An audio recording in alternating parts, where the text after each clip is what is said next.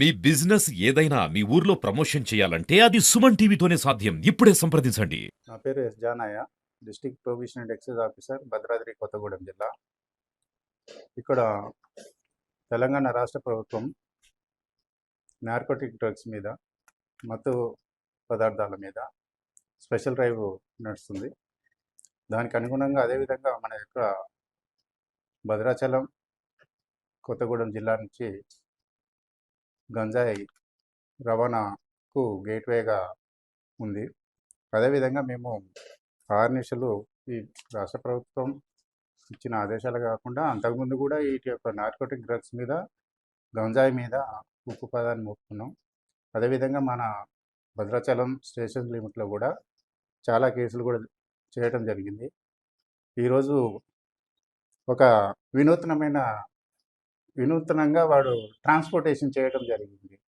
అదే ఒక tractor trolley తీసుకొని ఖాళీగా ఉండి అది హైడ్రాలిక్ లేచిన తర్వాత దాని మీద ఉన్న చాసిస్ మీద వాడు గంజాయి రవాణా చేయటం అనేది కొత్తగా ఫస్ట్ టైం ఇది అంటే చూస్తున్నాం. అదేవిధంగా ఎందుకు వస్తున్నారు ఈ విధంగా ట్రాక్టర్ల మీద? ఇంతకుముందు కార్లలో వచ్చేది, జీపులలో వచ్చేది, వ్యాన్ల మీద వచ్చేది, ఆటోలలో వచ్చేది.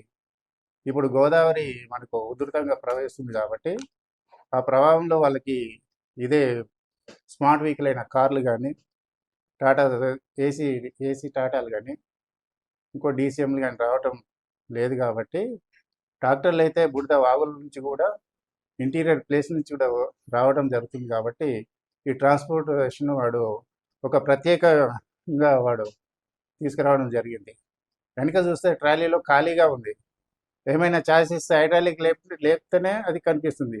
కానీ మా వాళ్ళు దాన్ని ఛేదించి ఆ ట్రాక్టర్ని స్వాధీనం చేసుకోవడం జరిగింది. దానిలో భాగంగా దాంట్లో 150 కిలోల, దాదాపు 150 కిలోల గంజాయి, డ్రై గంజా దొరికింది. ఎక్యూజ్డ్ అతను ఆ బ్రిడ్జ్ మీద పరారైపోయాడు.